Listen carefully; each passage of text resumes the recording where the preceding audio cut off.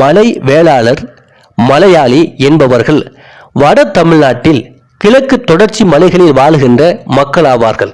இவர்கள் பொதுவாக தமிழ்நாட்டின் கடம்பூர் மலை, சேர்வராயன் மலை, கொல்லிமலை, பச்சை மலை, கல்வராயன் மலை, ஏலகிரி மலை, சித்தேரி மலை மற்றும் ஜவ்வாது மலை போன்ற இடங்களில் அதிகம் வாழ்கின்றார்கள். இவர்கள் காராள வேளாளர் எனவும் கொங்கு வேளாளர் எனவும் அழைக்கப்படுகின்றனர். மேலும் இவர்கள் மலைகளில் குடியேறியுள்ளதால் மலைகளை ஆளுவோர் என்னும் பொருளில் தங்களை மலையாளி என்றும் அழைத்துக் கொள்கின்றார்கள். இவர்களை ஒரு வகையில் மலையாள கவுண்டர் என்றும் கூறுகின்றார்கள். இந்த சமுதாய மக்கள் பேசும் மொழி தமிழாகும். இந்த மக்களின் எண்ணிக்கையானது 1962க்கு முந்தைய பதிவின்படி ஆத்தூர் வட்டத்தில் 14,000, சேலம் வட்டத்தில் 10,000, ஊத்தங்கரை வட்டத்தில் 10,000, நாமக்கல் வட்டத்தில் 12,000 என்று இருந்துள்ளது. இந்த மலைவாழ் மக்களில் ஒரு சிலர் மலைகளில் என்றும் நீங்கி ஓமலூர், ஊத்தங்கரை முதலிய சமவெளி ஊர்களிலும் வாழ்கின்றனர். 15ஆம் நூற்றாண்டில் அரசியல் மற்றும் போரின் காரணங்களால் தொண்டை மண்டலத்திலிருந்து, அதாவது காஞ்சிபுரம், திருவண்ணாமலை, வேலூர், சென்னை போன்ற இடங்களிலிருந்து இடம்பெயர்ந்த வேளாளர் கூட்டம்தான் இந்த மலையாள பழங்குடி மக்கள் என்று கூறப்படுகிறது. 15ஆம் நூற்றாண்டில் முகமதியரின் படையெடுப்பால் இடம்பெயர்ந்த இந்த இனம் என்று எட்வர்ட் தர்சன் என்ற வரலாற்று ஆசிரியர் கூறுகின்றார். இவர்கள் மலைகளில் குடியேறிய பின் மலைகளை திருத்தி இன்றும் வேளாண் தொழில் செய்து வருகின்றனர். இவர்கள் தங்களை காராளன் எனவும் அழைத்துக் கொள்கின்றனர். தங்களை பெரிய அண்ணன், அதாவது பெரிய மலையாளி, நடு அண்ணன், கொல்லி மலையாளி, சின்ன அண்ணன், பச்சை மலையாளி என்று 3 பிரிவுகளாக வாழ்கின்றனர். அதற்கு இவர்களிடத்தில் பரவலாக ஒரு செய்தி சொல்லப்படுகிறது. பெரிய அண்ணன், நடுவண்ணன், சின்னண்ணன் என்ற 3 உடன் பிறந்தார்கள் ஒரு நாள் 3 வேட்டைக்கு நாய்களோடு வேட்டைக்கு சென்றார்களாம். மூவரும் காட்டின் 3 பகுதிகளுக்கு பிரிந்து சென்று வேட்டையாடி இருக்கின்றனர்.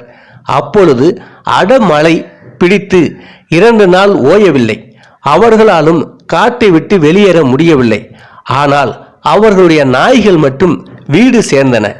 கணவன்மார் இன்றி தனியே நாய்கள் மட்டும் வீடு திரும்பியதை கண்ட மனைவிமார்கள் தங்கள் கணவன்மார் காட்டில் விலங்குகளால் அடித்து கொல்லப்பட்டு இறக்கப்பட்டதாக கருதி அந்த காலத்திய வழக்கத்தின்படி வீடுகளுக்கு தீயிட்டு அந்த நெருப்பில் தாங்களும் வீழ்ந்து மடிந்தார்களாம்.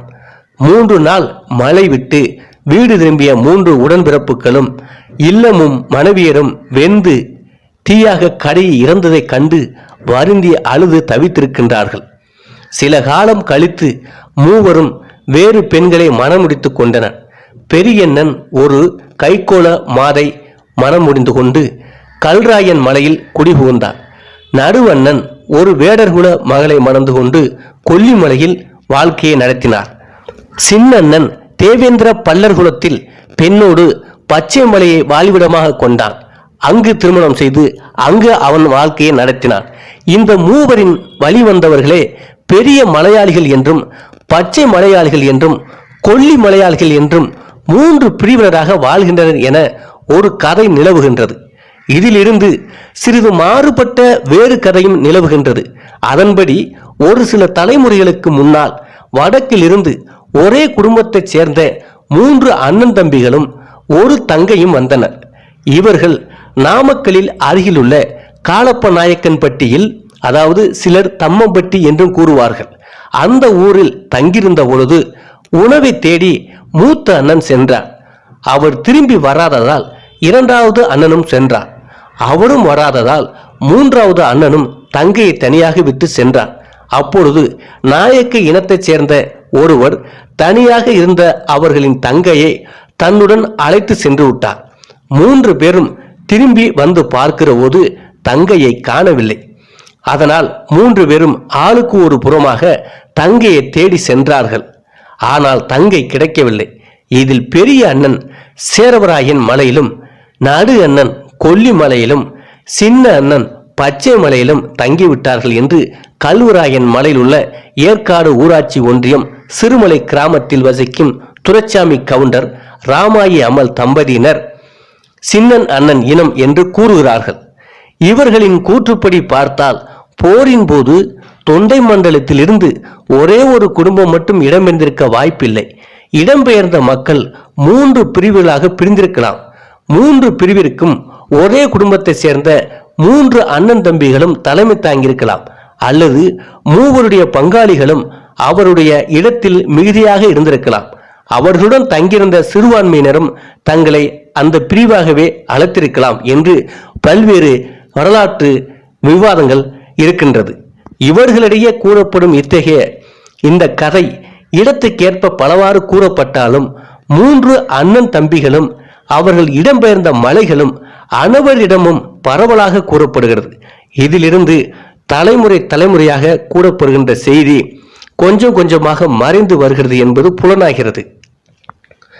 மேலும் இந்த மக்கள் உணவு தொழிலை நம்பி வாழ்வதிலிருந்தும் காலங்காலமாக தங்கள் பெயரோடு கவுண்டர் என்ற புனப்பெயரை சேர்த்துக் கொள்வதிலிருந்தும் தொண்டை மண்டலத்திலுள்ள கடவுளான வரதராஜ பெருமாளையும் அதாவது திருமாலையும் அன்னைமலையாபுரம் சிவன் தங்கள் குலதெய்வமாக வணங்குவதிலிருந்தும் இவர்கள் அரசியலில் காணப்படும் பதவிகளான பட்டக்காரன், நாட்டார், காரியக்காரர், ஊர்கவுண்டர், கங்காணி போன்ற பதவிகளும் தொண்டை மண்டல வேளாளரில் காணப்படுவதிலிருந்தும் இவர்கள் தொண்டை மண்டலத்திலிருந்து இடம்பெயர்ந்த வேளாளர் இனம் என்பது தெளிவாகிறது. குலம் என்பது ஒருவர் தன்னை இன்னொரு வழிவந்தோர் என கூறிக்கொள்ளவும் உறவு முறைகளை அறிந்து கொள்வதற்கும் ஏற்கப்பட்டதாகும். இந்த குலத்தை வைத்துத்தான் இன்னவன் நமக்கு திருமண உறவு அல்லது பங்காளி உறவு என்பதை தீர்மானிப்பார்கள். ஒரே குலத்தை சேர்ந்தவர்கள் திருமண உறவு வைத்துக் கொள்ள மாட்டார்கள். இவர்களிடமும் பல வகையான குலங்கள் காணப்பட்டாலும் பெரும்பாலும் திருமாலையும் சிவனையும் வழிபடுகின்றார்கள். இவர்களில் பரவலாக பட்டை அதாவது சிவனின் அடையாளம் பட்டை போடுபவர்கள், நாமம் போடுபவர்கள், திருமாலின் அடையாளம் போடுபவர்களிடம் மன உறவு வைத்துக் கொள்கிறார்கள்.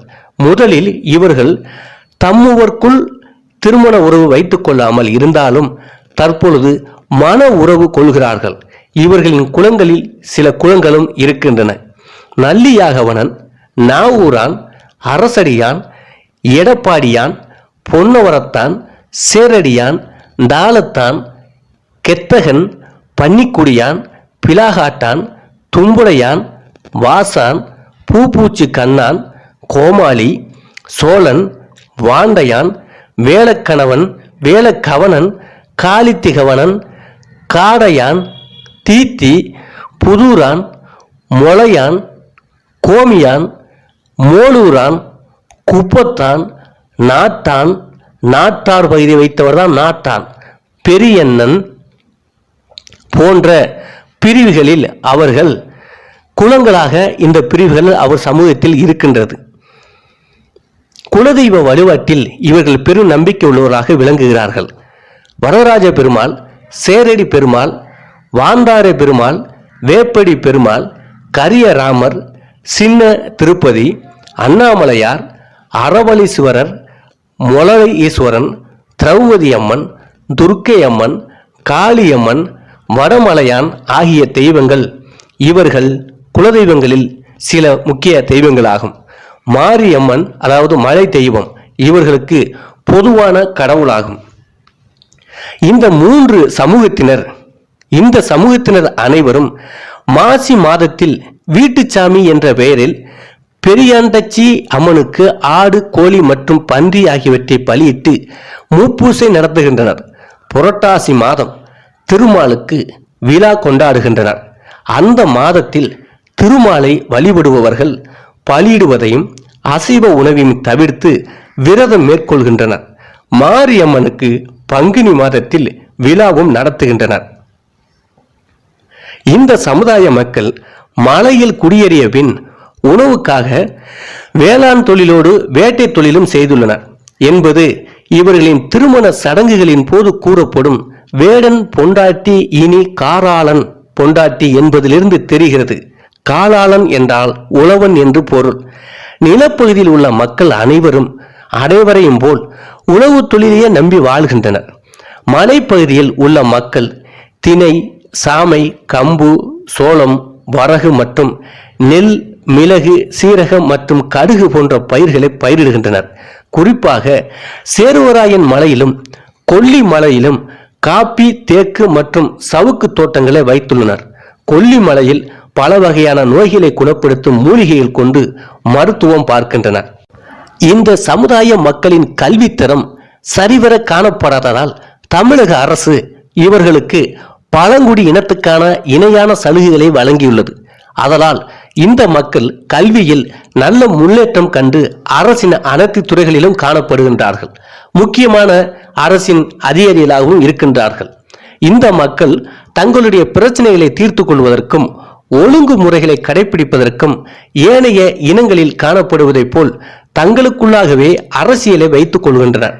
அதாவது பட்டக்காரன், நாட்டார், காரியக்காரர், ஊர்கவுண்டர், கங்காணி, மூப்பன் போன்ற பதவிகளில் அவர்களுக்குள்ளே அவர்களை சீர்திருத்துவதற்கு, அவர்களுக்கு கட்டுப்பட்டு நடப்பதற்கு ஓர் அரசியலை, அதற்கான தலைமையை அவர்கள் வகுத்து கொண்டு வாழ்கிறார்கள். 3 அண்ணன் இனத்திலும் ஒவ்வொரு இனத்திற்கும் பொதுவாக பட்டக்காரன் காணப்படுகிறார். இவரே அந்த இனத்தின் மூத்த அதிகாரி ஆவார். அவர்தான் பட்டக்காரர். இரண்டாவது நாட்டார். இவர் பட்டக்காரருக்கு அடுத்தபடியாக உள்ள அதிகாரி ஆவார். பல குறிப்பிட்ட கிராமங்களை அல்லது ஊர்களை உள்ளடக்கிய நாடு பகுதியை கண்காணிக்கும் பொறுப்பு இவர்களுடையதாகும்.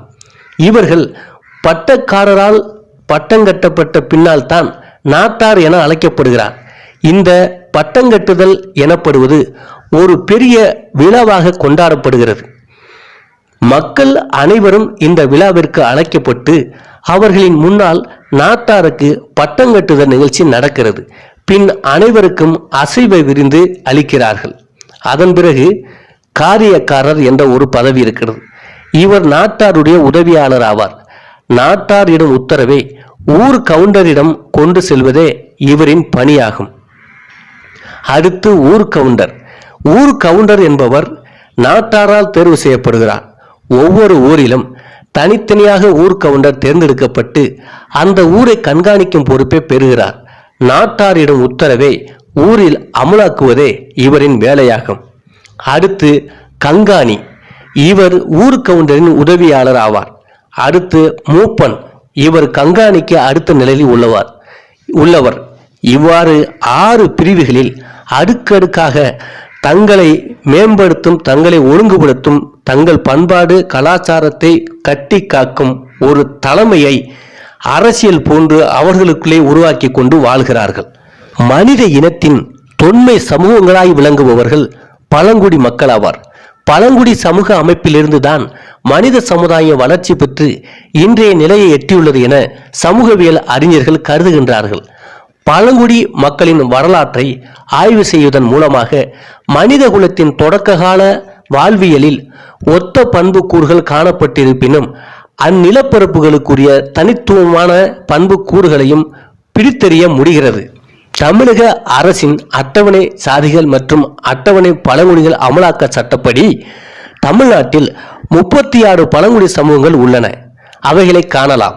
அடியான், அறநாடன், இரவாளன், இருளர், ஊராளி, கணியன், கம்மாரா, காட்டுநாயக்கன், காடர், காணிக்காரன், குறும்பர், குறிச்சன், குடியர், மலைக்குடி, குருமன், கொச்சிவேலன், கொண்டகாபு, கொண்டரெட்டி, கொரகர், கோத்தர், சோழகர், தொதவர், பலியர், பல்லியன், பல்லேயன், பனியன், மகாமலசர், மலசர், மலை அரையன், மலை குறவன், மலை பண்டாரம், மலைய கண்டி, மலையாளி, மலை வேடன், மன்னான், முதுவன், முடுவன் அல்லர் முடுகர் போன்ற பல குடிகள் பழங்குடியாக இருக்கின்றன.